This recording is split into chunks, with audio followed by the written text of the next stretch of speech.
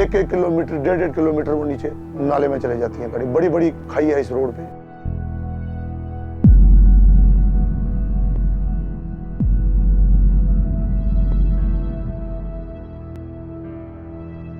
गाड़ियाँ जो आती हैं बैंड्स पे ओवरटेक करती हैं या स्पीड पे होती हैं, एक दूसरे के साथ ब्रश हो जाती हैं, तो उसमें काफ़ी कैजुअलिटीज भी होती हैं।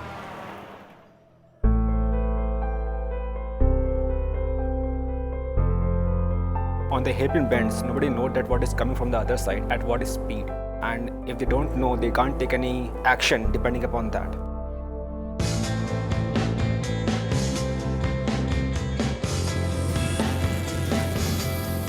We created smart poles with radar technology that communicates with each other to alert drivers on both sides of the blind curve with the sound of a horn. Humans instinctively react to sound, so it uses that concept to provide them input. The radar on the smart poles reads the speed of the vehicles and communicates with the smart pole at the other end. They alert the drivers on both sides by honking, indicating them to slow down and cross safely.